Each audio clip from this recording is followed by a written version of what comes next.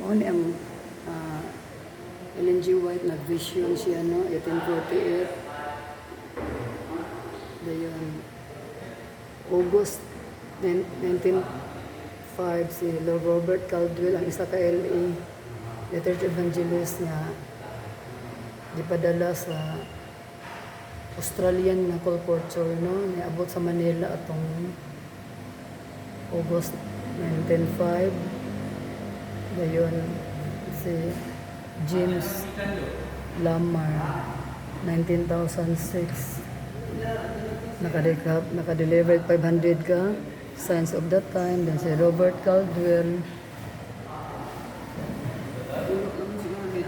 kauban sa iyang wife then gani si Mrs. Lewis mo ni siya ani siya atong December 17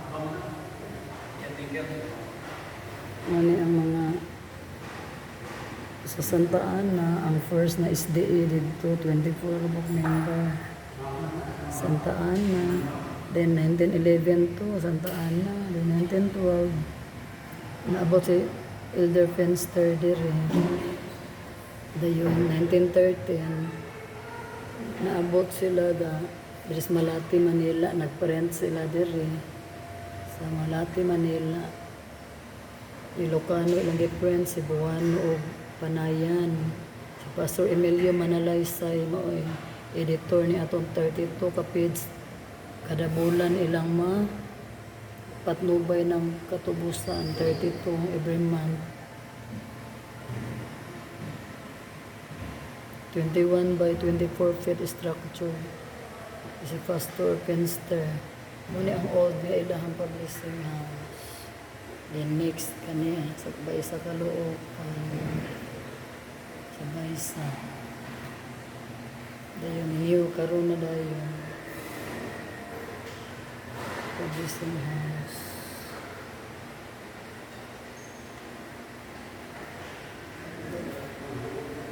1914 nag-print sila 3,000 ka page nga libro 5 AM Pastor Stewart 1915 10,000 ka ilan napalit nga nakapas lang 2 hectare nga yuta sa Pasay no sa PPH $10,000 1917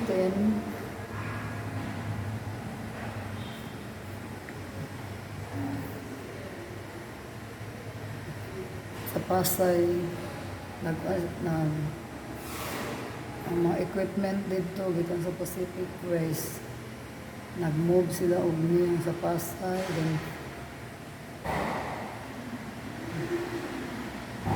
1924 13 hectare 13,000 square feet nag-print sila 11 languages nag-new building sila then print sila 11 languages sa Far Eastern Division in 1945 ang Japanese naghatag og $60,000 palit sa pagpalit og equipment dayon May 24 naghimo sila og production sa Baysa Caloocan nakaadto ko ani kaning green Baysa ni kani Baysa Caloocan ning green nga publishing house nakaadto ko ato ang general conference na initiate og project dito naghatag og financial aid dito yan mo ni ang publishing house Karaan. Dayon, 1960, nag-print sila Health and Home. Unang Health and Home. 1960, nag-print sila. Diya nagsugod, start, began. And 1965, first convention sa Zamboanga City, mga literature evangelists. In 1975,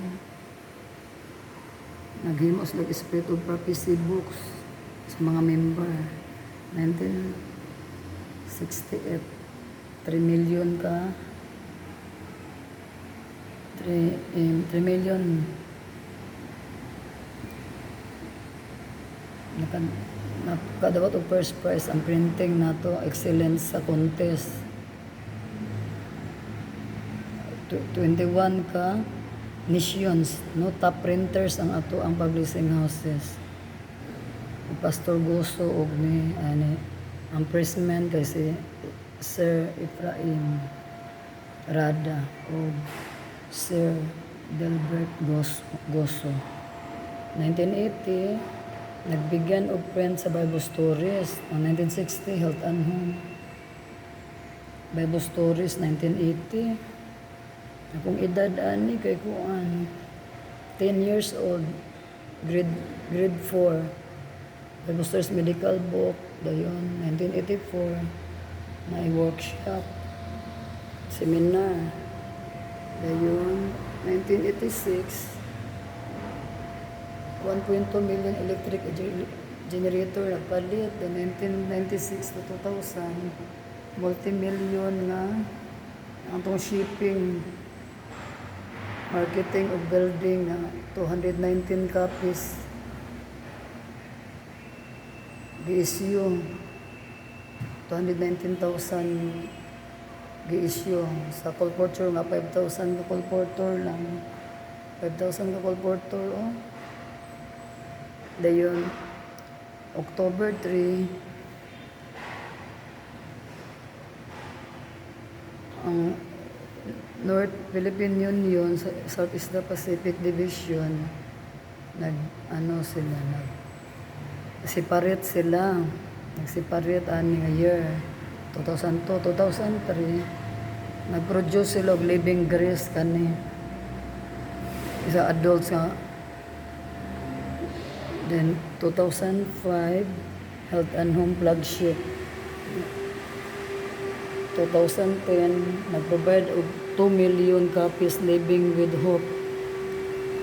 2 million copies kanin.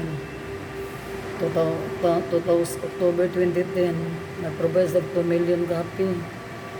Dayon, 2012, na-awardan ta World Quality Commitment Award in Gold category of at the Business Initiative Direction. Nakaroon award sa Paris, no? France. Groundbreaking dayon sa new PPH sa Silang Cavite dere. Groundbreaking na 2 hectare no property sa highway. Dere sa Aguinaldo Highway sa Silang Cavite. 2015, then nag-pray sila. Pastor T. Groundbreaking. Muna ang building. In 2018, nag-construction sila o officers and construction team.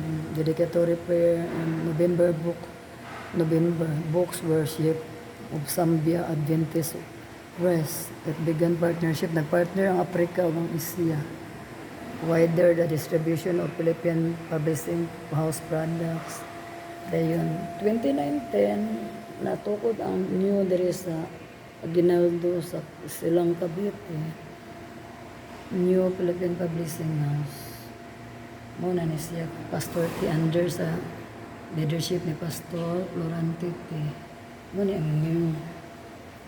Kani ang mag-anhian ron. God bless.